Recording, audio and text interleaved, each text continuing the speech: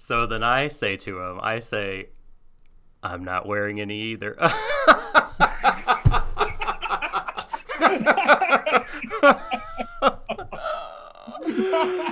oh. Oh. Oh? Oh? What's the O? Hello. We're on. Oh. Fuck. It's happened again. It's happened fucking again, hasn't it?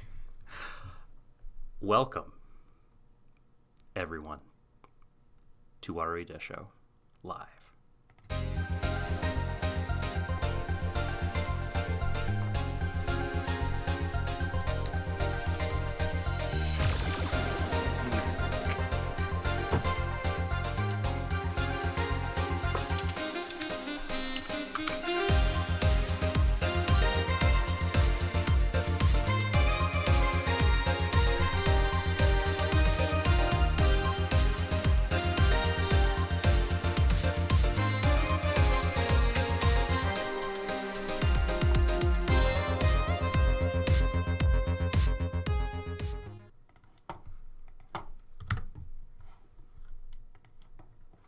Hello, ladies, gentlemen, and MPs. Welcome to Warui Deshou's Streamer 4, Season 3, Episode 4, Subparagraph 2, Article 5, Line 7.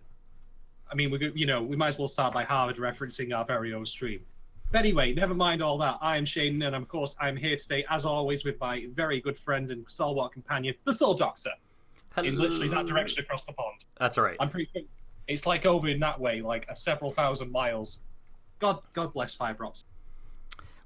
Wherever you are, however you're doing today, I hope that you're less stressed out about your life than me.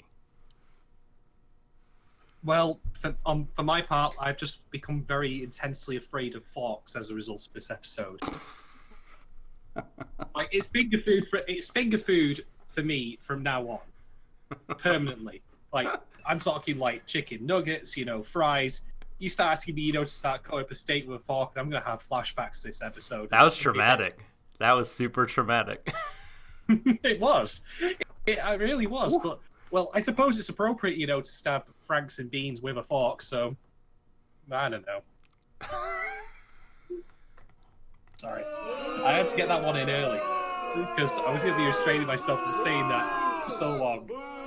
So, having now started the podcast on a very long note, it's only going to get better from here, folks. This is the reason why I did it. But anyway, Banana Fish episode 4, and I'm going to give it a very quick shout out, by the way, to Amazon.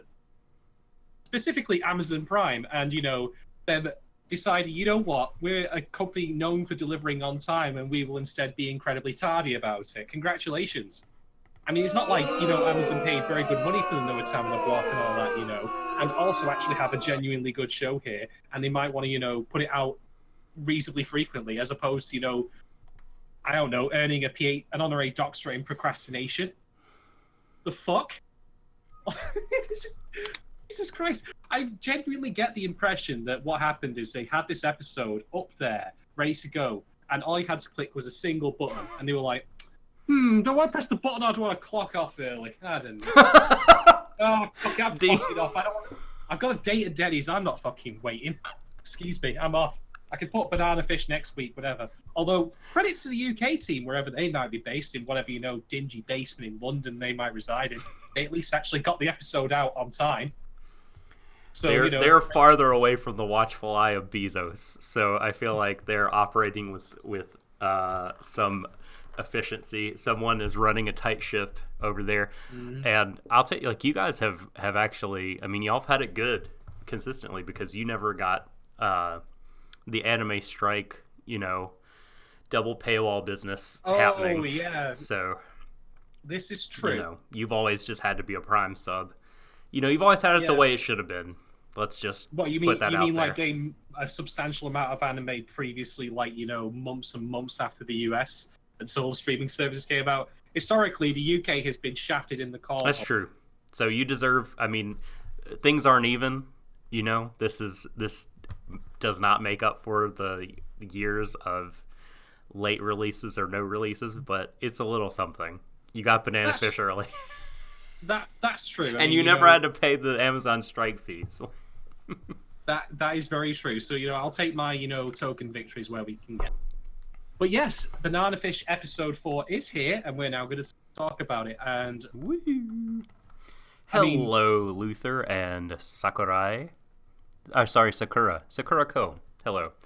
If I have to read, you'll see me go out of the shot because my vision is bad.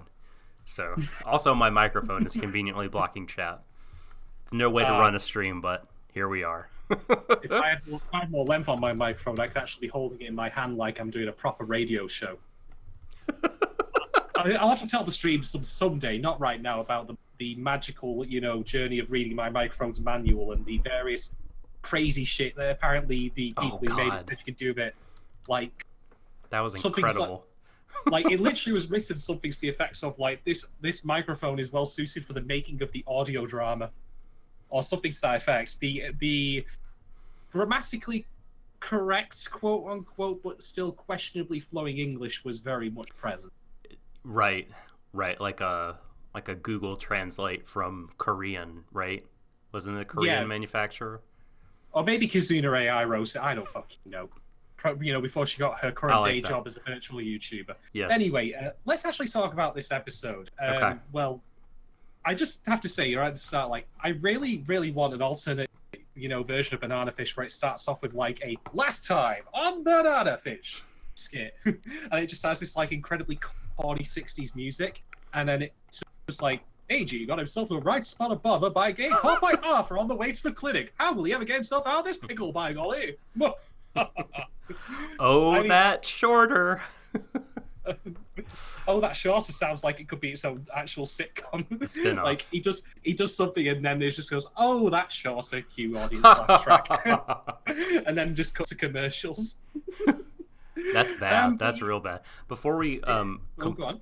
Before we dive into 4, let me just update everybody on Twitter poll. On the Twitter poll from the polls from last week. We'll be generating some new ones over at twitter.com/Warui Deshou if you'd like to vote.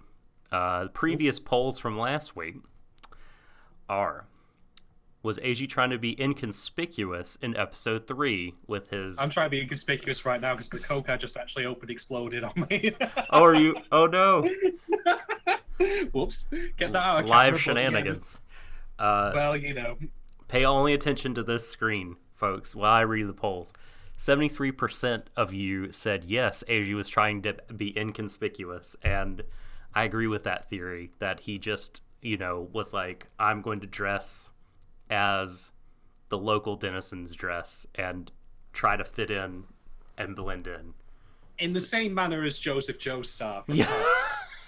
Yes. In the same manner as like any 90s like breakdance commercial or MTV sort of bumper thing where they were writing in chalk on the sidewalk. Should AG Hello, fellow Hullums. How are you doing? Exactly. Wherefore can I participate in the initiation? Hand wave. So I'm going to stop embarrassing myself. Should AG continue to wear his new jacket with one shoulder down? Yes or yes with an exclamation point. And yes is our winner with 81%.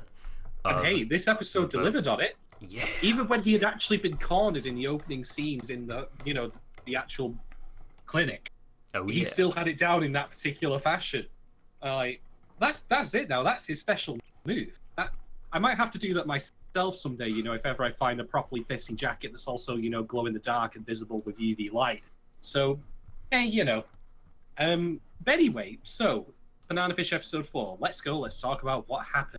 So, yes, indeed, last time Arthur did collar AG and said, hey, where are you going, sunshine? And AG unfortunately does end up leading them to the clinic where the doc was keeping Griffin and the sample of the banana fish drug that was seen previously. So we pretty much pick up right there. Like, this episode goes immediately. In fact, I think this is, that's the entire show's method of right at the moment. Like, we could have slow, build up and just kind of, silly asides. So, no, we're going 0 to 60 in 2 seconds, motherfuckers. This is Banana Fish. Enjoy. So we get going right away. And of course, Gwen Stefani Arthur... would be proud. We were discussing. That's a bad one. I need to give myself the boo. You just make me think about me and my friends were discussing Gwen Stefani the other day, and we just missed the No Doubt days. So hey, those were good days. Those are good. Those days. were good days. But I like her solo album though. I did. I really enjoyed that one. From was it like 04? Something like I was into it. I don't know. I always spent most of my time listening to Sum 41 at that particular point. So hey, there we go. But anyway, unfortunately, AG doesn't follow in Gwen Stefani's example and chooses to speak rather than don't speak, because Arthur and his goons have got the clinic staff, the doctor and his assistant nurse, at knife point. He says, "Right, you talk or I'll kill him." It's as simple as that. Talk or die. And AG just credit to him where it's due here. Like he doesn't completely panic or go off the rails or anything like that or get hysterical. He handles it relatively calmly, but he does end up telling them. Because, even though realistically, whatever he said, they would end up killing him anyway, he doesn't know that. He's not, that kind of, he's not in that kind of world. He's not he's still a bit got a bit of that naivety going. So yeah, it looks like they're going to end up killing him after they reveal the presence of the banana fish sample. But then, of course, that's shorter. Oh, that's shorter. You set me up now. We're going to have to use that as a skit going forward if he does anything crazy. He, puts a gun to the back of Arthur's head. And he says, yeah, you know what? You can all drop your guns. You can all drop your knives. Or he'll die. I'll blow his fucking brains out. Can I say that, in that moment, I thought that, because so many things were happening, I thought, did Shorter somehow sort of sneak in and disguise him? Was it him that got up out of the wheelchair? You know what I mean? Had he sort of disguised himself in plain sight? That's what I originally thought, but turns out that wasn't the case. Imagine if he just pretended he. I mean, it turns out Shorter was a master of disguise. So imagine if he was hobbling along pretending to be an old man with a walking stick, but the walking stick is actually a sawn-off shotgun or something. Oh, can you help me with my back? Right, hands up, bitches. Exactly. That'd be something. By the way, this is something I need to note here very quickly about the translations and the subs. Shorter specifically says, "I'll bust his brains out" in the Amazon Prime's subtitles. Now, that was interesting. That's interesting because it's clearly not what they meant to put in there. It's obviously going to be, "I'll blow his brains out," because I have never in all my time of watching crime dramas or I've never been involved in one firsthand myself, thankfully. So I can't share your first order experience. Share my non-experience. But I've never heard say "I'll bust his brains out," and that's not the last time that there is some strange subtitling errors in here, which is a bit unusual. But it's Amazon, admittedly. They got the thing out late, so I'm guessing they kind of did have to run it through. Well, how ironic and how perfect would it be if they had to translate Google Translate their main competitor? That would be amazing. That would be good. That would be so perfect. Oh shit! I'll tell you what. I was actually laughing at the fact that I thought you were gonna say, what if they had to put banana fish through babblefish, and I was just laughing at the fish because I'm much simpler minded than yourself, laughing at the good old corporate humor and cyberpunk dystopia type laughs. The times we live in, The times we live in. But then there is a wild card in the room because we've of course got Griffin, and Griffin overhears what's going on. Now, one of Arthur's goons is with him is the guy who actually apparently participated in formulating banana. This tweedy little fucking twerp. He really looks out of place. Yeah.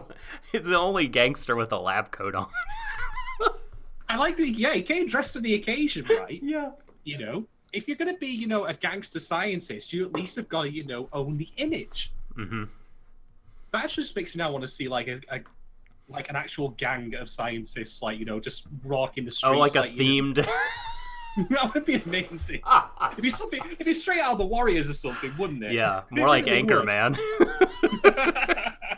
It's one of them that has that chemistry set that instead of breaking beer bottles, he'll break a chemical flask of a tube, test tube. I mean, to be fair though, Breaking Bad has popularized the scientist gangsters, so it's not unheard of. That's true. And then one of them would have to be in a hazmat suit, I think. The little torch. So what happens is, of course, Griffin comes out, and then everything goes completely and utterly to shit immediately. Scientist dude, loses his marble seeing him there. He ends up shooting Griffin in the chest, and they all leave. Shorter somehow manages to actually dodge a fucking bullet while I sat there. It was... You see, the bullet hit the wall where his head was just only a second before, and I'm like, oh, that's Shorter. I guess he went into the Matrix or something. That was incredible. How the hell did he do that? He's just that good.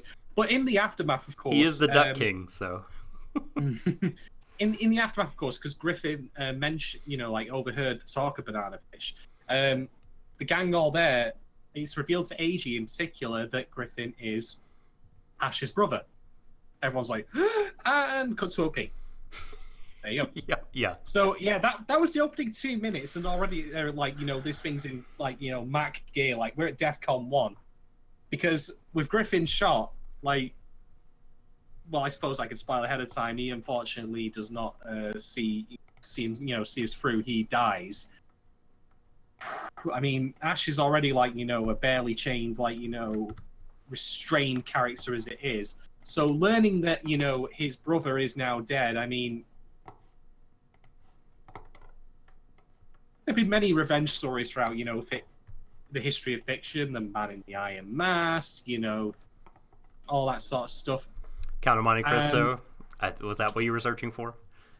Something like That's that. always the first one that comes to mind is Monte Cristo. Count of Monte Cristo. Sorry, yes, you're right. You're entirely right. Yes, that's right. There's Hamlet, excellent anime based on Monte Cristo, by the way.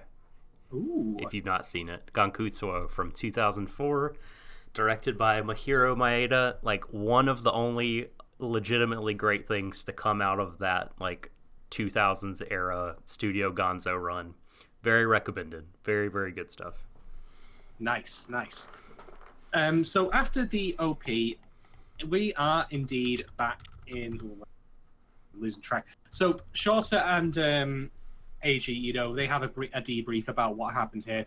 They have a discussion we've got... Ash has to know. We have to tell him. Mm-hmm. Shorter, it turns out, was Chang from the restaurant. Which a master of stereotypical disguises. Well, I mean, to be fair, he's these two are two of a kind here because they go for the very obvious to be they're so obvious they go under the radar. Hey, it works. I didn't know it was him. No, indeed. No.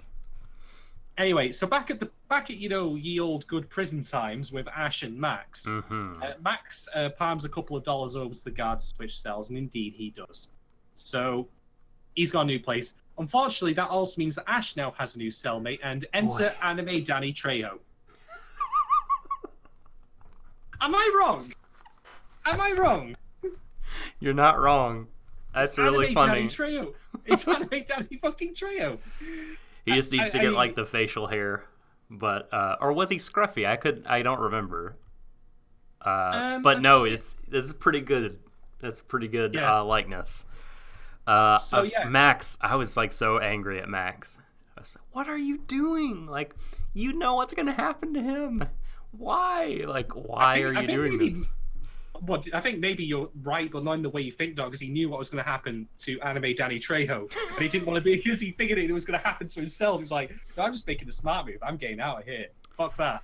Yeah. No, for sure. So yeah, anime Danny Trejo, ends up being Ash's new cellmate, and as the guys in this prison wants to, unfortunately, because again, power structure, show of force, you're mine, you're my bitch, etc. He says you're mine. You're my plaything now. And unfortunately, anime Danny Trejo is named the Bull. And like a bull, he is, quick to anger, quick to provoke, but also not very bright. No. So he, gets suckered in. And Ash, appropriate enough for a bull, uses a cloth to take control of him. Toro. No, really. He toroed him right into the mirror. And almost ends up killing him were it not for Max saying, don't throw your life away for this piece of shit. Which is a fair point. He was going to choke him to death, for sure. Yeah. I mean, he's already in prison for fake murder, and then, you don't upgrade that to real murder of someone else and be stuck there permanently. That would be a bit shit. But yeah, Ash just casually walks away out of the cell after this happens, which I found a bit strange. So I thought the guards would restrain him, but then again, the guards I don't think really, cared all that much. So hey, although it made me think of, what Ash should have done after leaving there is just cause the cell to explode, and he's just walking away from it with a nice slow guitar riff going with it. That would have been excellent. But yeah, after that, we get back to New York, and AG and what was his mentor's name again? I'm so terrible. eBay. Mm-hmm. AG and eBay meet up in the street again. eBay's like, where the hell have you been? He's going to be fucking great at the rate this is going on. Like, can I just say, guy. we know that eBay survives because in about 10 years he goes on to found the most successful auction site in internet history. Oh God. I'm gonna give myself applause for that one.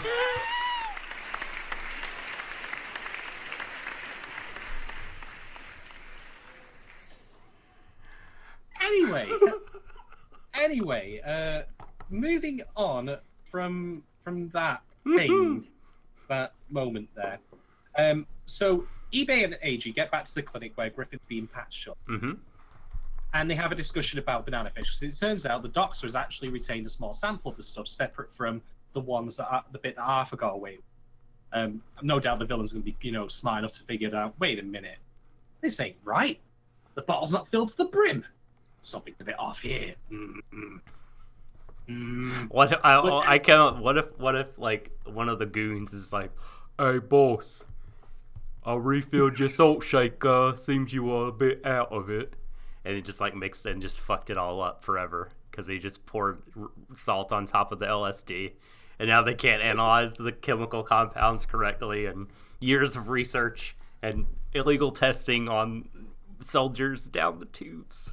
So that explains why I was tripping balls after eating pancakes this morning. Yep. Fucking hell. I mean, we've made the White Lions joke before, but it's just too easy. But yeah, the doc actually explains again, like, what happens with the banana fish and how it affected the rats that they tested with, particularly that they died after 24 hours. Effects similar to LSD, but much longer lasting and also with much heightened, aggression. And violent actions, like the rats are actually shown devouring each other. So there is that. And it said that it was suicide. I mean, they were violent, but ultimately didn't they kill themselves? Well, I don't know if again this is a subtitle thing or not, because that contradicts what the actual image shows, which is that they do end up like ripping each other to shreds. Yeah. I don't know. Who can I'm gonna say? go with what's. I'm gonna trust the animators behind this rather than the Amazon intern who fortunately has been like, right, translate this shit. Like, I don't know Japanese. Like, the fuck do I care? You fucking do it. What are you doing on this podcast? You don't know Japanese. We're supposed to be experts. No. Well, the only reason I say it like that is, they relate it to the instances that happen earlier that the cops are talking about, all these suicides, and then they find out, oh, they're related. It turns out they were all people with issues with Dino or his organization. So I think suicides is probably right, but we'll keep an eye on it. Let us know in chat if this is like borne out in the comics, if they're clear about it, or this is a new thing, or what. Let's follow the trails, Gotta play home detective on this, Gotta figure it all out. But anyway, back in prison, Max is all like, okay, I'm gonna... Meanwhile, in prison... Just one of those sideways 60s transitions. Yes. But Max is talking to his lawyer who's paid a visit. Apparently his lawyer could very well get Ash out if Ash was up for it. But Ash, Ash is going to do his own thing. So he's staying in prison, which seems a bit silly, but, well, Ash is going to do what Ash is going to do, basically. And he's a 17-year-old. So pretty much. Yeah. You go to your, room where the lawyer's waiting for you to take you out. No, you can't make me do that. I won't do what you tell me. Yes, that's what it is, I think. It's like, I don't need you. I got my own shit happening right now. I got it together. You go get custody of your child. Leave me be. Holmes. Lobo. Max, isn't that his name? Is it Max Lobo? Oh, right. Sorry, I literally thought you were referring to some other character. Because look. Anyway, never mind. So, not the Image Comics Lobo. Sadly, not. No. Or DC's Lobo. For that. That's what I meant. I'm not surprised you thought Image, to be fair, because Lobo does seem like it. I mean, he is basically, well, God, what was his name again? God, I feel so bad for not knowing his name. Lead singer of Motorhead. Shit. Oh, Lemmy. Thank you. He's basically Alien Lemmy, so we'll go with that. But anyway, moving away from DC. What are you talking about, me? Remy from Motorhead? Right. Come on now, let's do Ace of Spades live. Ready? Kick me a beat, Shadon. Sorry. Sorry. Anyway, moving on. I'm so sorry. I really am, like... Don't be daft. Just kind of out of it today, so apologies. It's Monday. It's a Monday. Who could, no one is truly in it on a Monday. I mean... You're right. Anyway. Has anyone wrote a song about how bad Mondays are? The Cure? Damn it. We'll cover it. Let's go. Oh my God, try to imagine what the Motorhead cover of Friday I'm in Love would be like. Oh. Okay, my brain's not ready for that, so let's actually move on to what's happening next, which is that after a conversation in a cafe between AJ and Abe, he says, like, I don't want to go back to Japan. I've got stuff to sort out here. I can't leave this shit lying. And I'll be fair to AJ, like, he is right, because I don't think, I mean, if I were in his shoes, I wouldn't feel safe being on the moon with these fuckers. Pointing that kind of distance isn't enough. You got to get quite far away. But yeah, after that, they go back to the surgery to go find out that, regrettably, Griffin died. So... Wait a minute. We have to... I had to play the Kuma Shock sounder because, oh my God, like, I was not prepared. No, like, this episode guest written by George R.R. Martin. No one is safe. I mean, just shit is just happening, blow after blow after blow, and like, wow. I mean, we have to do another poll. Twitter poll. Are you surprised they died in episode 4? We're gonna have one for every episode. Day number 2. Yes. I'm gonna put it up now as you continue to talk. Indeed. So they, of course, have a quick discussion back and forth about, okay, we can't tell Ash, but we should tell Ash. We can't, we shouldn't, we can't, we shouldn't. I believe Charlie makes a phone call to Max to tell him the information. But unfortunately, Ash has actually got problems of his own at the moment in that Garvey, the fucking snake that he is, and his goons are, working him over in the workshop. And Garvey, ends up pinning him to a wall. And he's like, right, can I have my time with you now? So, of course, zip. And, well, cutlery confirmed for deadly weapons. As long as you play it that way and not this way, because I don't know, like, what way round. Oh, shit. Please don't. Prop humor, folks. Ding, ding, ding, ding, ding. As long as you keep that just for, eating, I don't fucking know, chicken nuggets or whatever, I'm fine with that. Keep it to that rather than using it as a deadly weapon. So, unfortunately, Garvey, Ash has got that's the other cutlery incident that's going to happen, in a deleted scene. The fork to his throat. And, says to his goons, back the fuck off, or, I'm going to stab him right through. I mean, between this and Megalobox, forks have become, like, kind of a really grim thing, like a portent of horrible doom. Yeah, I don't want to know. I haven't seen that far in Megalobox, so I'm saying nothing.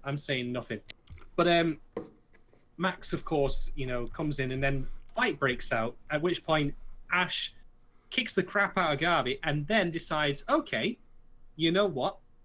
I know what you're about to do to me. I know, what you've done to me previously. And, well, revenge, is a dish best served cold. So I'm going to give you something to eat it with. By stabbing you right in the fucking dick. God. Like, he had it coming, but holy shit. Some brutal ass shit. Yeah, I will admit, that did bring a bit of a shiver down my spine. But at the same time, I thought to myself afterwards, nah, fuck him. Fuck the prick. Yeah, Deserved like, it. I thought he got stabbed in the face. Because they're fighting, like, he's pinned against the wall, and Garvey's on him. And Garvey punches Ash, and then Ash does something, and I couldn't really tell. And then suddenly Garvey's on the ground holding his face, rolling around. I'm like, oh no, he stabbed his eye.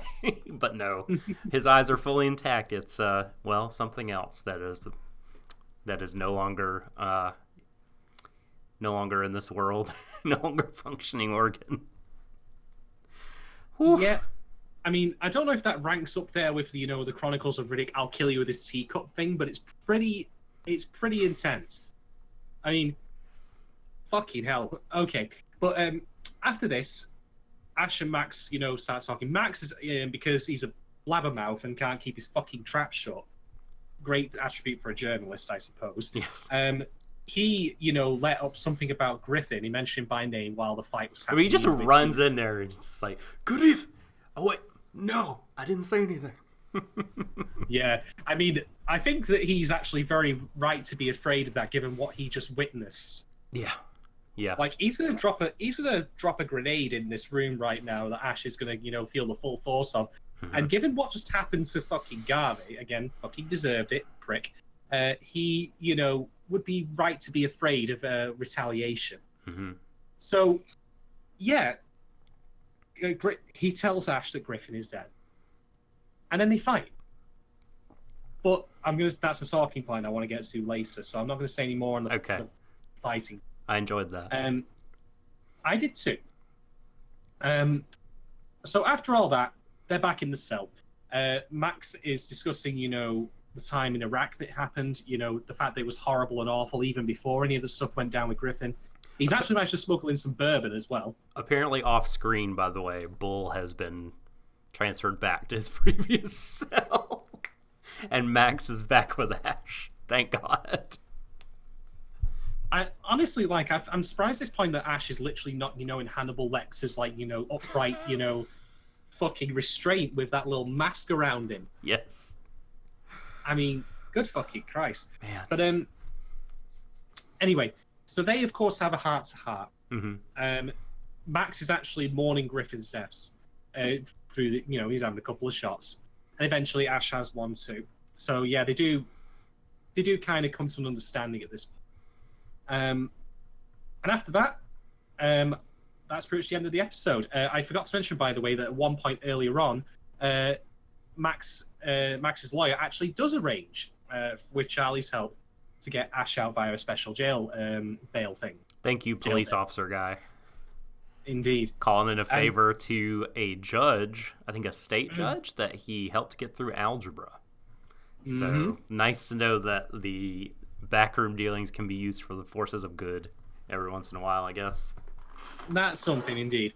But yeah, that is the episode. Ash will get out, but Griffin is dead, and well, when he comes out, God, the street's going to run red with blood, basically. Oh my God. The retribution is going to be something fucking fierce on this. Yeah. But, wow. Yeah. Holy shit. I mean, maybe I have oversimplified a lot of what happened there and glossed over certain details. That's okay. But holy crap, a lot happened again, which is great. I know. This is the pace of the show, just unrelenting.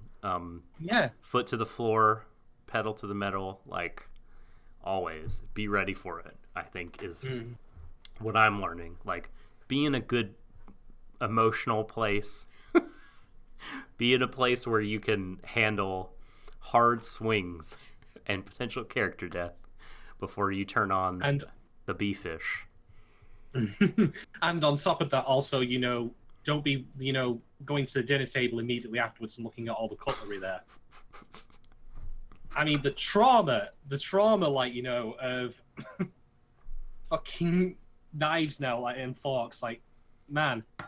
But anyway, so I believe it's time for our usual 3 talking points. Doc, do you want to go first? Sure.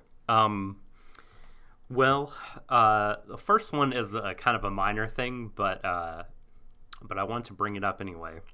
Mm-hmm. So, during the scene in which Max and Ash are finally just kind of opening up to each other, like, Max is not letting Ash say whatever he wants and running all over him, which is kind of what he did because he feels guilty for what happened in his part in it with Griff. And simultaneously, Ash is not stomping all over or glaring with murderous intent with icy eyes at Max. They're just kind of sharing, and Max is kind of makes this general point, I guess, about people that made the banana fish drug, or maybe it's people that like governments that go to war or something, and he says, I'll never forgive men who try to profit from others' weakness. Which is very sort of noble sentiment and admirable, but I wonder if it's intentionally ironic that he was saying that while the camera was on the bottle of bourbon. Like, I mean, it may be something that it strikes me as it's possible that this is coincidence, but I just found it like kind of amazing how he's saying, look, people that get rich off other people's vices, fuck them. I have no tolerance for them. Bottle drain. Well, at least he didn't then turn to the camera and say, except when I'm drinking gold brand bourbon whiskey. Made right here in Nashville, Tennessee. Available now for the low price of $15.99. Or now, get a second pair for free. $30 value, only $15.99. I'm just more impressed by the fact that at least he actually got a shot glass to go with it. I mean, he got 2. I know, in jail. What the hell? Who gets shot glasses? I mean, I guess like he's been a model prisoner, for the brief time that he's been. It doesn't seem like he's been there a long time. And I felt bad. I mean, and you never know with these characters. I mean, he might turn out to have a darker side, but he seems like, like that he really cares about his son. His lawyer is trying to get custody of his son. He's apparently divorcing or has divorced a lady named Jessica, and it's very, very hard for fathers to get custody. The circumstances have to be pretty stacked in their favor, and so it's going to be tough for him, having a criminal record, and her making a lot of money, and him being a journalist, a world traveler, and everything. But I just felt bad because it seemed like he genuinely cares. And I hope we don't get to see like Jessica Lobo, child abuser. Like, I don't need that dimension, that extra layer on top of everything that's happening. Yeah. Just something to actually mention how you brought that up, though. Maybe, like, I was thinking to myself, okay, why is this in here about this stuff that's happening with Max's wife and his son? Because he's ultimately a side character, and how much relevance he'll have in the plot going forward, I'm not so sure about, but I certainly don't think, again, people who've read the manga will know, so I could be wrong on this, but my perspective right now is that probably not a great amount. Certainly, I mean, like, at the end of this episode, like, his... Shadon? We have to pause the stream. Don't worry, folks. I'll be back in a brief moment.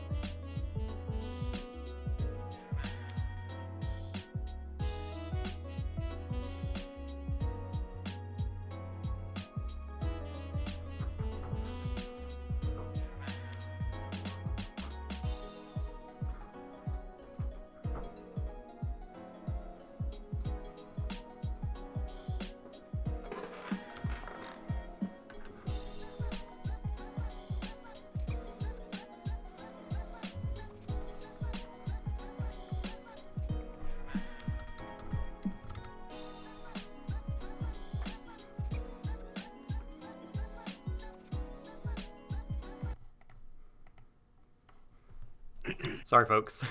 We're back. It's all right. Doc was just, sealing off the nuclear reactor, stopping meltdown over there wherever he's ended up. That's Nice right. one. You prevented a catastrophe. Well done, man. But anyway, to pick up where we left off, we were discussing Max and his wife and son. So okay, I was thinking to myself, why are we finding out this information? How is this relevant to the wider character stuff that's going on here with Ash in particular right now? And then it clicks with me when you actually brought it up there and then, which is maybe Max thinks to himself, okay, I'm probably not going to be able to have custody of Max. I'm probably not going to be able to have a meaningful relationship with him going forward because I have a criminal record. And even if, that doesn't stop me from at least working, I will probably be working and traveling everywhere, which is not a life for someone that young. And because it was separated from his mother regardless, who would probably want to see him quite a fair bit. So the hand is stacked completely against him. So maybe because of how he feels about that and maybe some guilt over it, perhaps that's why he's trying to help Ash out so much. Not necessarily, father figure kind of thing, fatherly mentality. Like, I maybe might be able to help my own son, but at least I can look after this kid here and now. I have the capacity to do so. So I should. And indeed, that's kind of what he does later on, which is talking I'll get to in a minute. But I think that probably helps contextualize his actions a bit more, that he might have failed outside of prison to, connect with his own son, but at least he can look after Ash in the meantime here, maybe assuage his own guilt a little bit. Totally. I think that's absolutely right. This is the thing about banana fish. Well, I didn't think of it until you brought it up now, but this is the thing about banana fish that I really appreciate. Everything is relevant. I'm a big fetishist of what was I going to say? Okay, tongue tied. I'm a big into the idea of everything serving a purpose in a story. Now that doesn't mean you can't have moments of fluff or downtime or a little asides here and there, like the jokey stuff, with Shorter and all that revealing his identity. That was welcome as a bit of levity for a side. Also wasn't necessary. So I'm not saying everything has to be on the absolute straight and narrow ultra focus. That's nonsense, But I really appreciate stories that are efficient and also practiced with detail. Where everything's relevant. You're always looking out stuff like it's like looking at a big painting. I mentioned Sistine Chapel. It's that. Mm-hmm. So I really, really appreciate just that little detail. So yeah, good shit. That was good. That was, yeah. So was that a talking point that you? No, that was just me responding to. That's just riffing. All right, well, keep talking, my friend. All right, so let's talk about the fight not between Ash and Garvey, because, well, that wasn't a fight as so much as it was, a skewering. Yep. Yeah. Yeah. Kebabs. That was a. Oh, fuck. Sorry. Yuck. Well, I was the one who made the Franks and the Bean jokes at the very start, so I'm sorry, but... Oh, shit. Anyway, so, okay, let's talk about this fight. Now, the thing is, right, there's something about this sort of thing that I always find really interesting in that friends, the ideal kind of friendship is, where you talk shit out, Okay. Ideal, that's how people feel that friendship should work. That all right, we'll always get along, we'll always be best buds, until we'll be rocking back on the chairs in the retirement home, yelling about the kids these days. Oh, it's so much better in my day. But unfortunately, friendships are not necessarily like that. Sometimes friends do have to fight, and that fighting can be verbal, it can be emotional, it can be mental, it can be physical. I hope you've got a really long arm like that. If you've got Stretch Armstrong's good, but he's not got an arm long enough to go several thousand miles across the planet. Just wait until you open up an envelope in the post, unmarked. Suddenly, bam! What? Like a comic boxing glove on a spring? Yep. Well, either that or you could say "Go Gadget Arms," and then I'll just have to wait at least a couple of hours for it to actually conk me on the side, and they'll just go. Dink, that's that. Unfortunately that's copywritten, so that's a big no. Oh man, I just want to fit in some Go Gadget Go bits onto this fucking stream. Is that too much for me to ask? God damn it. Anyway, okay, so the thing is though, and sometimes that fighting is physical. Sometimes friends do have to beat the shit out of each other. I'm not saying that they should, and ideally they should try and avoid that and it gets to that point in the first place. But sometimes feelings are best expressed through, kicking the crap out of each other. I mean, do you not recall the rank 10 scene from Persona 4? That is immediately what I thought of, yes. Mm-hmm. I thought you might do that. So, here's the thing, right? Max, to his absolute credit, is taking all of this on his chin, literally, because he's literally just told Ash that his brother is dead. So, it's not unreasonable, especially given what we've learned of Ash at this point, to expect him to lash out and start doing stuff like... I mean, we've already seen what he did before he found out that his brother was dead. So who knows what would have happened if he'd gone back into the prison. He might have found the bull again and just, I don't know, used a spoon or something to do some unholy shit to him. The Sheriff of Nottingham bit, right? From Robin Hood. Oh, the Kevin Costner one. Was that Alan Rickman that was the Sheriff of Nottingham in that movie? I think you could be right. I'll dig your heart out with a spoon. Man, give credit to Alan Rickman for making that amazing. So good. Cancel Christmas. What a git. I love him. That film's great, but it's completely and utterly nonsensical bollocks, but it's fun. But anyway, impromptu reviews of Robin Hood aside, so yeah, he could very well have gone back into prison and probably killed anyone. He might have even gone found Garvey in the infirmary and finished off what he started. Who knows? He needs to lash out. He needs to let his rage out. He needs to wreck shit. And so Max actually fighting him, Max has recognized this, and he's giving him an outlet to let his anger out before it does some real harm to someone else, because he knows he can take it. Mm-hmm. And so they kick the crap out of each other. But it's not, I mean, we've seen, them have hostilities towards each other in the run-up to this. But there's no real malice behind any of it. And I have to give credit to how this is written, shot, and animated. I gathered that despite the fact there was no dialogue to make that apparent. I could just tell from the way it was staged, the way it was scripted, the way, everything looks, and the way they fought, that it wasn't a deliberate attempt to seriously hurt each other. Right. They just need to let some pent-up feelings out to get that out there, to get it off the chest, especially given what Ash has just learned. And then we have, of course, the scene later on, which I'll talk about in the second topic. I really want to, the whole Max the Max Ash thing. I have to say, it's actually kind of astounding how much of an arc and how much their relationship has changed in just these episodes. Yes. We're only 4 episodes in, and I feel like I've watched the entire season. And that's great. Yeah. That's fucking brilliant. It is. That's the best fucking thing. I cannot be happier to be having something like this. I mean, if Max disappears from the show after this, for whatever reason, hopefully not because he dies, but again, with everyone dropping dead left, right, and center. Deadpool. We're going to get the Deadpool going, folks. Don't do it. TV show, don't do it. Get the Deadpool going. I mean, you can see that blank space on my wall back there. I'm going to put a blackboard up there. I'm going to start taking odds. Who's next to go? Who's next to go? I'll tie it into a Kofi somehow, perhaps. I don't know. Kofi, how do you pronounce it? I think it's just like coffee, isn't it? Oh. Well, thank you very much, folks. I'm off. No, I'm kidding.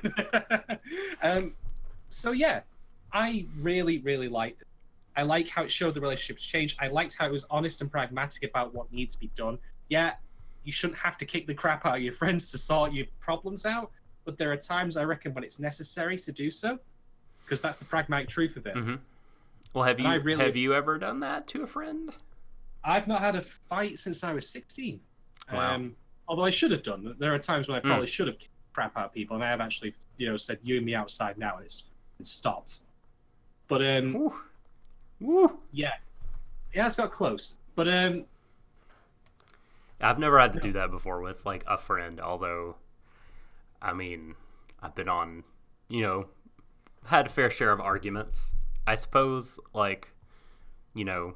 being in prison and everything sort of multiplies your frustrations to the point where you kind of need that outlet, maybe.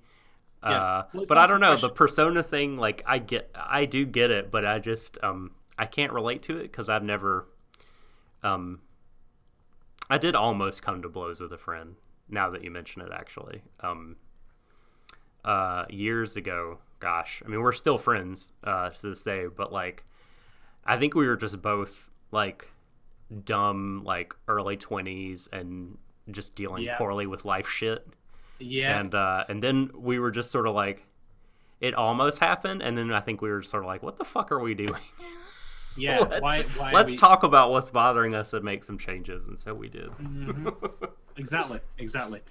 So yeah, I like that a lot. I mean, I think to go back to what you said then about, like, you know, how you can't relate, I think its core idea of resolving differences is certainly there. I think it's just a question of the language in which you converse in, and sometimes that language can be one of violence. Yeah, and no, I mean, for sure. This is Ash, after all, who's lived a life of violence and abuse. So it's not surprising that that's the method in which he chooses to communicate.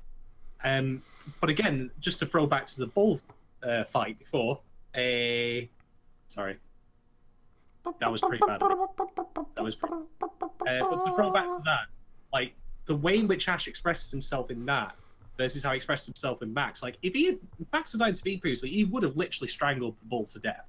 Poor anime Danny Trejo would have died a premature death. Not on due, mind you, though, because he was about to, molest that, so fuck that guy. But yeah, like, just another great example of Banana Fish doing things right. Like, it's hitting all the notes. I mean, people told me this was good. I'm glad it is, and I'm just surprised at how much good is in it. Like, it keeps bringing good shit my way. And you know what? Keep it coming. Keep it coming. I like that during that scene where Max is finally just like, you know what?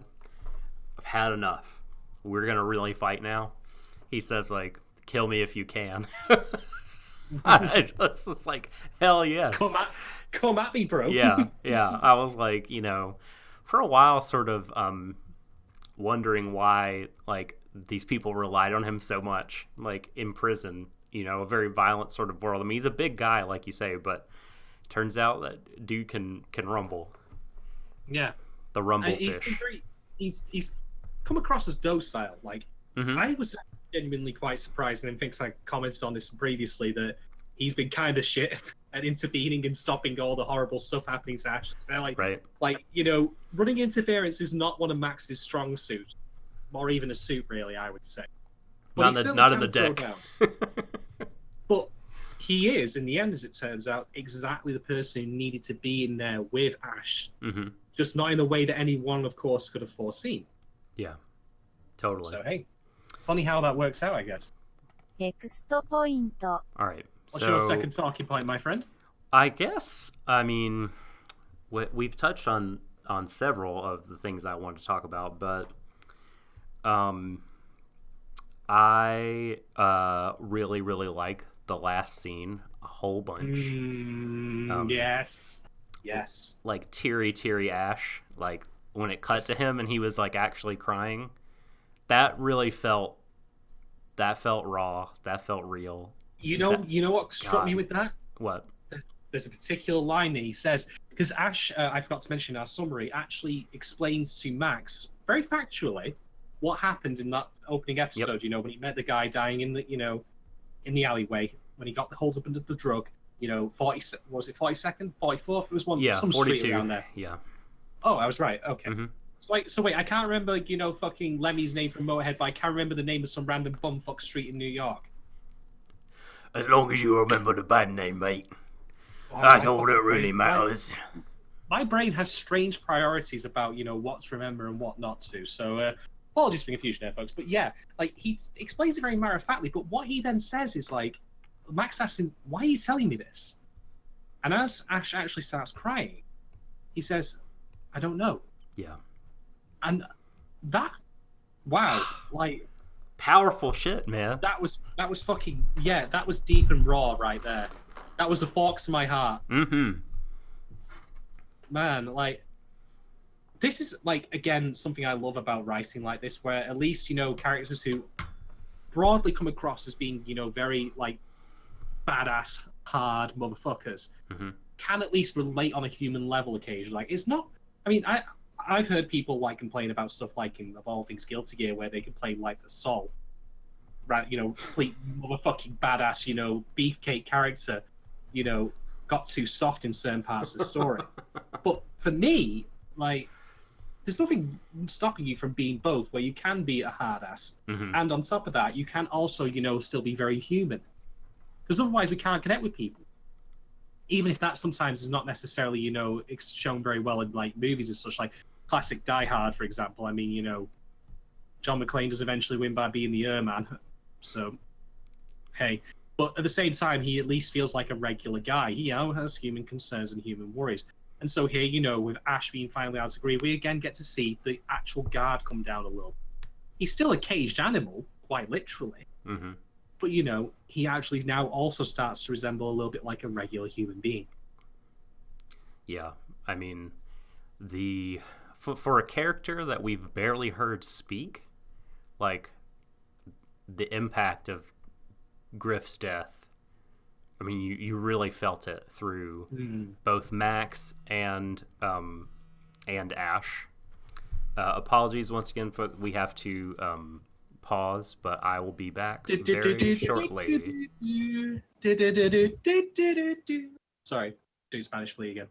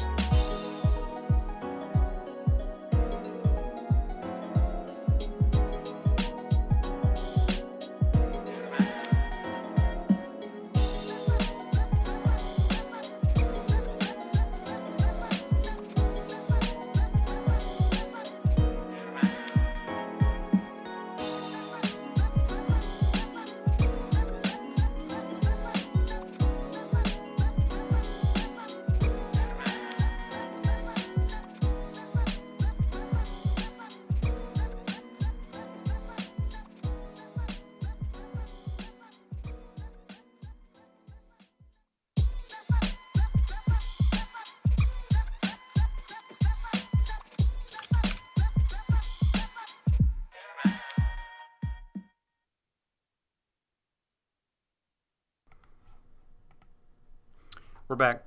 Sorry. Man in demand over here. I mean, Mr. Popular. I was going to say, did the reactor go into meltdown again? I'm afraid so. These safety standards, man, they're just not what they used to be. God, go check with the Soviet Union. I've told you the code many times. You press this button once. Wait, which one? This one. The red one. The giant red one. It's like the fucking baby Groot scene from Guardians 2. Push this button and the bomb explodes immediately. You push this one, it explodes later. Now repeat after me. Which one do you push? No! The wrong... Anyway, oh me. So yeah, we were talking about the closing scene in which, just to lead in actually on this, I found this amusing. So Banana Fish actually does have quite a lot of background detail on its locations and objects. Mm-hmm. So obviously in the streets of New York, there's things like dry cleaners, etc. The bottle of bourbon that Max has explicitly says half on the label not to be sold for anyone under 25 years of age. And I thought, is that the subliminal way of Banana Fish saying don't actually drink if you are Ash's age? Is that them sliding that PSA in under the radar? I don't know if a lot of super young people will be watching. I don't know if that's the target audience, but maybe. They might have had to. Just we can't just show these good guys wantonly drinking without some kind of warning. I mean, Ash, literally stabbed a guy in the dick with a fork before, but it's actually the rampant alcoholism that we need to be aware of. Yeah. Maybe it's a special bourbon that even if you're legal drinking age, you can't until your mid-20s. Mixed messages here, and priorities. What can I say? All right, so I think I've given 2 talking points. Did you want to go into that topic more about the end? Well, yeah. I mean, I think we really hit the nail on the head with it. I mean, just the way that they drew. I mean, even down to the drawings, mm-hmm. and the tears and just everything about how they depicted his being so crestfallen. And he said I can feel it now. It's real, not just I think he really meant not just the reality of the news hitting him, but also there's some kind of bond that he felt with his brother. That they talk about sometimes twins feeling, mm-hmm. that he felt that severed. And I mean, maybe it's the sort of thing where if he didn't have the news, he'd just feel weird, something was really off. And then when he got, he's like, "Oh, that explains the feeling." So I think those two together. I mean, and he just looks crushed. We haven't really seen him, as you said, to this point, look crushed. And mm-hmm. Tells Max, "I wanted to hate you. I needed someone to hate." By the way, you got a lot of people in your life, kid, that you can absolutely hate. Legit. Yeah. You know what I mean? there's a list. But I think specifically having to do with the state of his brother. I mean, he's looking for a person to blame, and the person that put him down, that stopped him, I guess is as good of a candidate as any if you're a kid. So mm-hmm. I mean, and the whole narrative of that situation that he had formed in his mind is now kind of being broken apart. His brother's now gone, which I still can't believe. I mean, it was such a huge shock to me that he actually that he died on the operating table. I mean, that was, or not the operating table, but in the hospital, in the back alley doctor's office. Something to mention is that, come to think of it, don't use back alley doctors. It's a PSA. Well, unless they're the Magashimas, but there's I'm not really sure I should trust him. I think didn't Mako say her dad had killed more people on the table than those who had lived? I mean, that's impressive. But anyway, choice of Sawbones aside, 2 things just to say what he said. Firstly, he said about brotherly bond. You are more right than you realise, because his brother, I would argue, doesn't even really exist in spirit or in mind anymore with what happened with the drug overdose in the first place. He's just a shell. I mean, until he got, who knows, right? He woke up. Yeah, but even then, he wasn't he's, to me, still seemed more like a zombie. Yeah. The lights were on, but they were flickering. They were Right. flickering, they weren't working properly. There wasn't really much of the brother that he knew there anymore. Mm-hmm. But he still obviously cared and loved for him so much as to actually put that burden on himself. I mean, he's a carer at the end of the day. Yeah. That's not a small responsibility. So even though, Ash outwardly to a lot of people is just simply a thug, there is still that other side to him that he does care about his family. God, what was the second one I was going to... God, my mind is like a sieve today. Remember when Max told him to stay calm before he delivered the news, right before they fought? That was the most, like, I know that saying that, sure. like, quiet, but I think the odds of Ash staying calm after that point are non-existent. Like, there are long odds, and then there's that. Not happening. No. Oh, but actually, yes, I remember the second point. So, back alley dogs. Now, here's the thing, right? They actually mention in the episode, we can't take him to a regular hospital because the syndicate will find him and they'll fucking kill him. Yeah. And yet, I imagine if they could have done that, maybe he might have lived. Now, admittedly, we don't know that much about, you know, I mean, he got shot. Being shot is bad, unless it's a Nerf gun. But, I mean, you know, this ain't, you know, banana fish for kids. This is banana fish for, you know, the fucking Pulp Fiction generation at this point, you know, the Tarantino fans. Or Scorsese, if you're into that. But, and I am. I am too. Scorsese's good. Scorsese's good. But I do like, you know, my Reservoir Dogs. Oh, yes. That's not an exclusive. You can do both. Yeah, you can definitely do both. What's your favorite Tarantino movie? Moving on, because you can't. Do you have a favorite? Do you have a favorite Scorsese? That's just a much longer list, so I thought it would be easier to. This is favorite, not best. Moving on. I can't. I don't know. They're all fucking great. Anyway, okay. So it's the correct answers are Pulp Fiction and The Departed. Very strong choices. Very strong choices. But anyway, so like already Ash has enough reason to want to kill all of them motherfuckers who did that to him. I mean, Lab Coat Punk. Oh my god.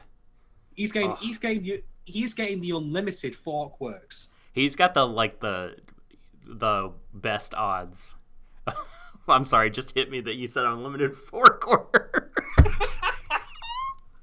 Yeah, you got to put him at the top of the Deadpool. Top of the Deadpool, mate. Like his life expectancy is measured in like the only reason his life expectancy is measured in seconds is just because, you know, everyone's clocks are backwards. Everyone's late on it. Exactly. He's done. Like good grief. Anyway, but yeah, like Ash already has enough reasons to, you know, want to kill all of them. But on top of that, again, this is a case of, you know, the criminal enterprise restraining them from having, you know, the ability to do normal shit like, dare I say, get into a hospital. Yes, American healthcare system jokes, we're moving on, we're walking, whatever. But at the same time, if they did get their anti-American humor in. I mean, it's not really anti-American. It's just Land of the Free, yeah. Yeah, eBay. Land of the Free. The hell it is. Well, to be fair, this is why this episode is called This Side of Paradise. So what could that be referring to? Oh, you know, maybe I'm stupid. Don't spell it out for me. I'm not sure. What do you mean? Well, Paradise, United States of America, land of opportunity. This side, paradise. Okay, that's interesting. A side of suffering, a side of, you know, power plays, of, you know, criminal enterprise controlling people's lives, treating people like playthings. Mm-hmm. So there's that. Yeah. But yeah, like even then, like nobody else came to hospital. Could have saved his life, but again, can't do that. How dare you impugn the skills of Dr. Meredith? Look, right, he throwing shade on him for no reason. Well, what's my name? He just got his ass kicked for the plot. What's my name? What's my name? You said throwing shade on. Yeah. There you go. See? That's what you do. That's what you do. See? You know, a bit of normative determinism for you there, folks, you know. So, do I have a final talking point? Yes, I do, as a matter of fact. Just a small one, because we've covered the meat of the episode, but there's something I want to mention which is more technical, which is directional choices and also times in which the animation goes off into a different bend. So, the scene with the rats that we mentioned before, that's animated very abstractly. It's just solid colours, very fluid. Turns into smells like. I really appreciate that as a way of, you know, selling the effects that the banana fish drug has on people. that it warps and twists them, makes them change almost their shape and their color. I really, really like that. And then there was another thing that I noticed, which was a really brilliant transition when Max, I think, is on the, talking to his lawyer after Ash has said something to him, and it's just echoing in his mind. And then it transitions over to where he sat before his lawyer, and the lawyer goes, "Hey, Max, are you listening?" And it almost happens in a single take. Like, the show's use of certain elements like 3D CG, like with the alleyway that I mentioned before, or the first-person perspective of, Ash going into the apartment, or these bits, is very sporadic. But I think that actually gives them more impact when they happen. It's not constantly flitting back and forth between different styles all the time. Now, I am still of the opinion that I don't think that in the previous episode, when after what happened with Ash getting raped, that we need to have that, chibi kind of stuff in the cell. That was a bit too much, in my opinion. But when this show does utilize its alternative method of conveying, images across with its different animation styles, or that, transition, which I thought was fucking spectacular. I think that it really does it really well. Like, there's a very targeted and clever use of this stuff, and it's certainly not stuff that I envision. I mean, I could be wrong. I envision would be in the manga proper. Maybe they did lift, for example, the rat scene directly from there. But bringing it to life the way they did, it's the work of the animators, and they have to be credited for doing that. Absolutely, 100%. Let's see. Do I have ネクストポイント a final talking point? Man, I guess if I had to discuss anything more fully, it would be that. Oh, okay. We have some chat action. Luther says this side of paradise by F. Scott Fitzgerald is this week's title card reference, right? So it's a more 20th century. On my reading list. Yes, more 20th century American authors. Hopefully, some will come that I know. Admittedly, this, I wasn't an English major in college, but I did take a fair few English classes and was an honors English student in high school. So I've read, but like I think these are deep cuts. Like the South, books, Yes, that's right. That's right. I got to be some fiction, brother. I don't mean to sound like that at all. What I should say is like these are like the Salinger, right? I mean, there's the Salinger that we know, right? Catcher in the Rye. We wouldn't. I mean, I wouldn't know that Banana Fish is a J.D. Salinger reference, and similarly Fitzgerald, The Great Gatsby, we know, right? But I didn't know he wrote a thing called This Side of Paradise. So I guess the person that wrote the manga was perhaps like into 20th century American fiction.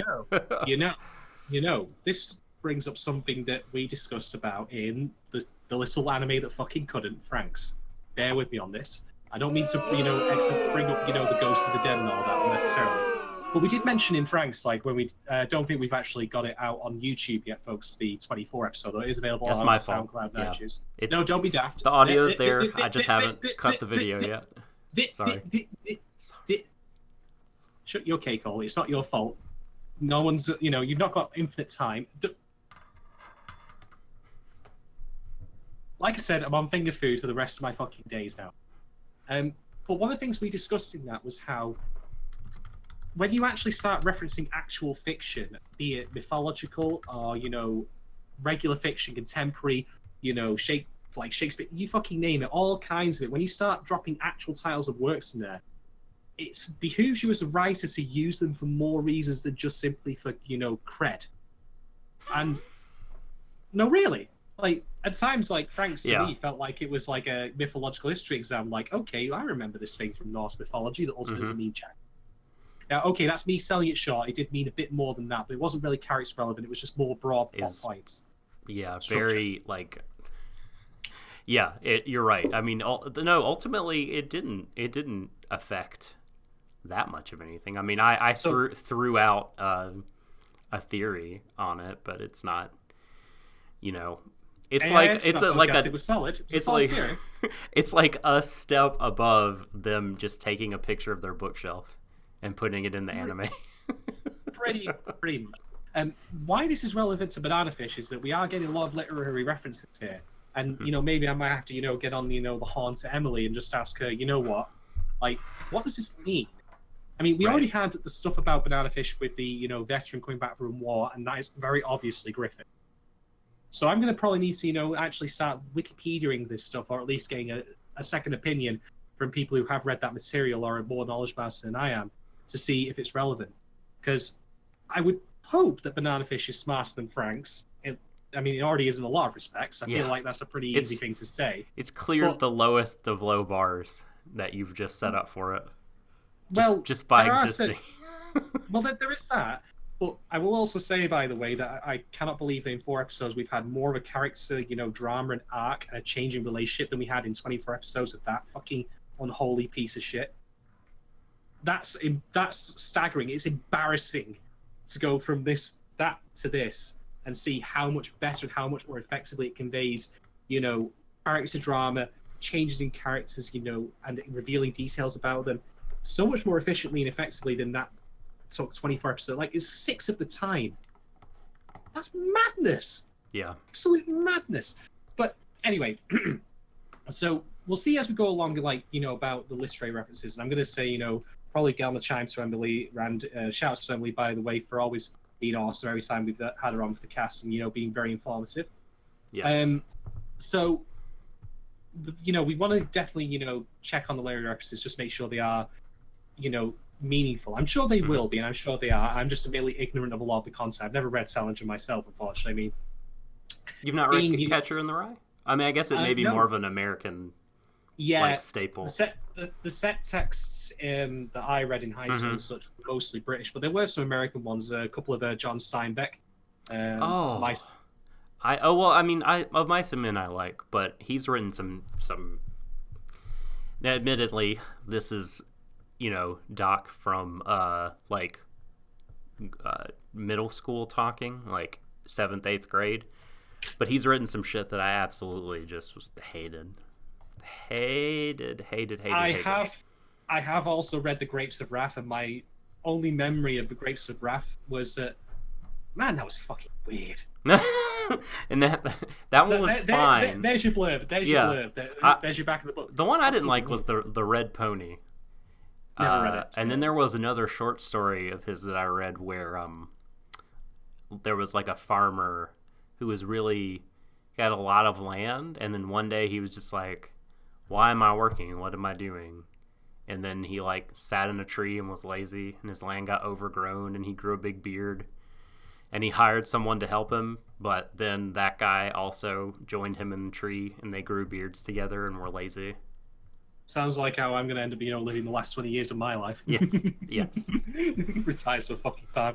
Anyway, we'll see how things go, but I'm certainly, interested to keep learning about the literary reference. I mean, this side of Paradise, to me, I took as a more literal kind of here's, what it really is like in America. Well, not really like America. I mean, I don't mean that as in that's everywhere.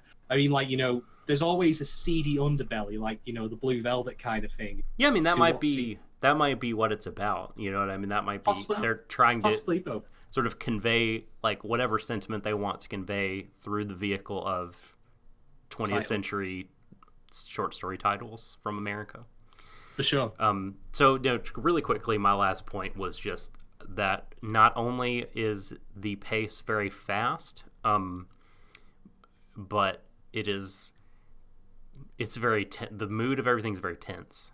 I feel so much tension when I'm watching this show. I mean, I like it. It's exhilarating. But man, a couple times this episode in the very beginning during the standoff, and when Garvey jumped Ash, and my heart was in a vice.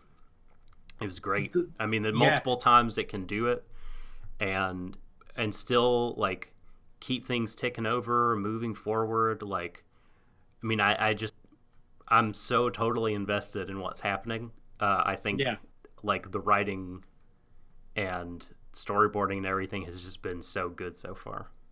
It's been pretty bloody brilliant, I must say. I'm so glad to actually be talking about something that is this densely packed. Mm-hmm. This is the the fucking all-in-one miracle shake of anime. It's got all the good shit that you want in there, and it tastes good. So I'm in for that. Nice. You could even call it a banana smoothie. I don't know. No. I'm too bad at this, or is it good? I don't know. I'll let you folks decide. Maybe that could be next Twitter poll. But anyway, yeah. What a cracker of an episode. Should we give our ratings? Yes. Let's give our ratings. I actually still have to write mine down. So I'm going to go.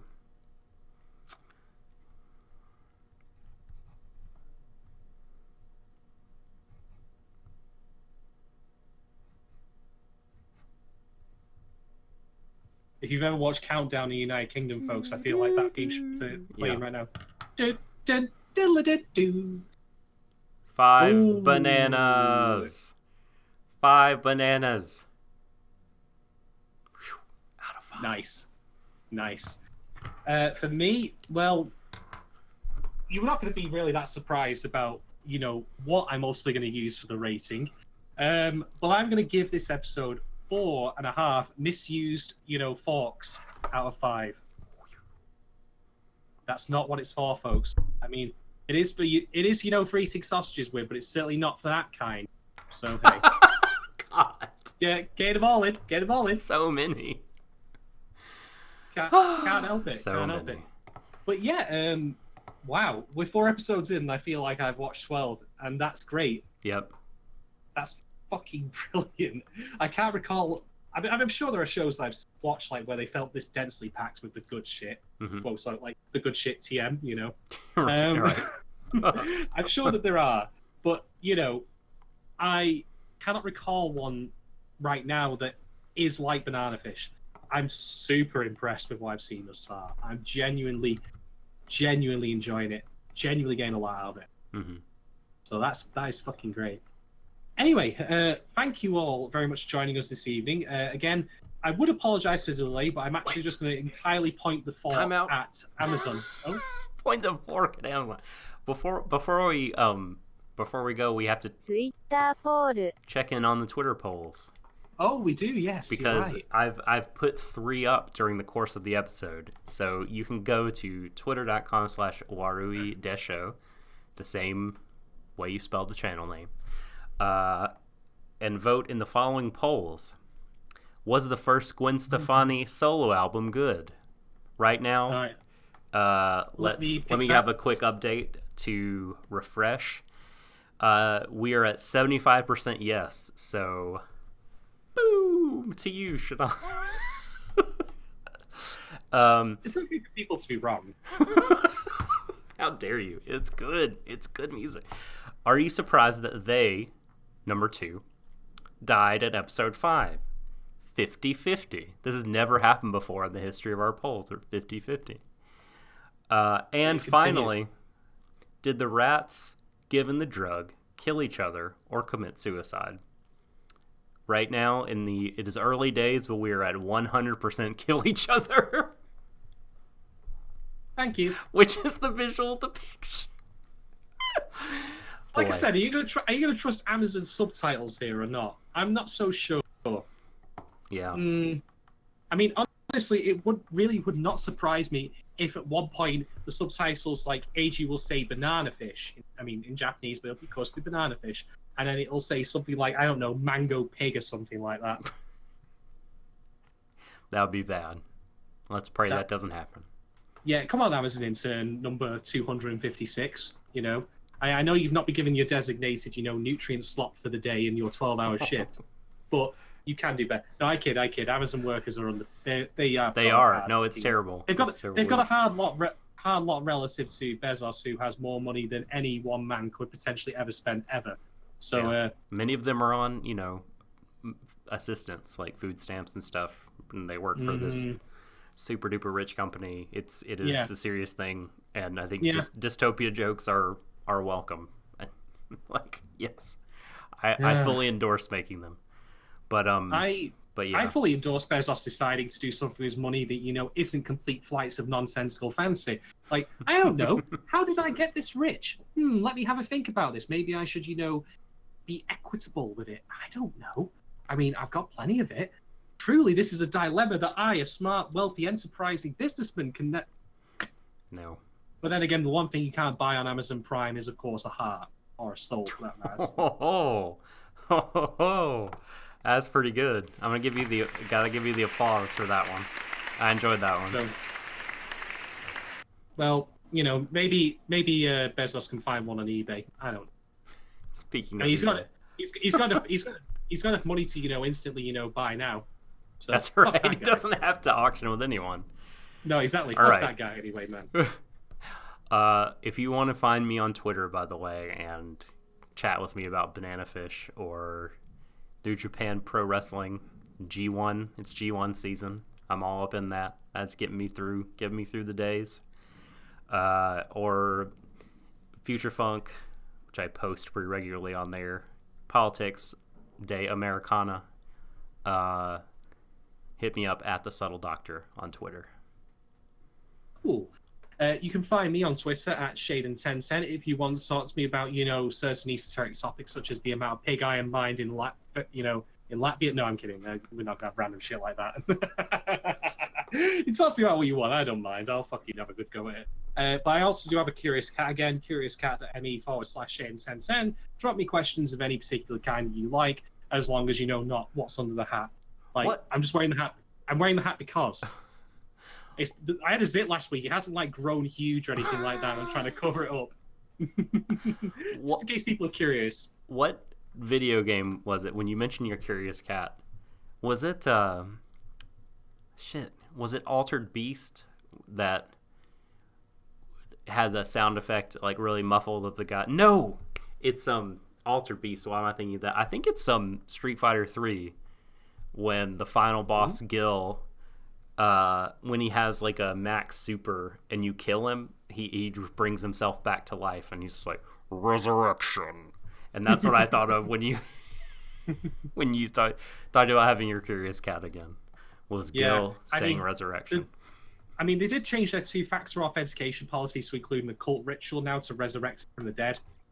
That was a tough thing, and plus I had to verify on my phone with Bali. Anyway. But yeah, thank you all so much for listening. Honestly, it's always a pleasure to have people, you know, join us for this. I'm glad that you've all been enjoying the stream. So it seems like people are really enjoying us talking about Banana Fish, which is great. I'm enjoying talking about it. I'm glad people are enjoying listening to us talk about it. But yeah, if you do have any comments, feedback, or discussion you want to give on Banana Fish or Warui Deshou, we've got our channels at Warui Deshou on Twitter. You can talk about it here. You can talk about it to me at Doc. Send anything our way. If you've been enjoying our podcasts, take the time, if you could please, just to leave us an iTunes rating or review, or similarly on SoundCloud, just to help our discoverability. That would be amazing. Thank you. Thank you so. But anyway, from myself and from Doc, thank you again, everyone, for watching. I hope you all have a very pleasant evening wherever you may be in the world right now. And as always, as we're fond of saying on here, embrace each other, everyone, till the ends of the universe. Good night. Goodbye. Mwah. And good night.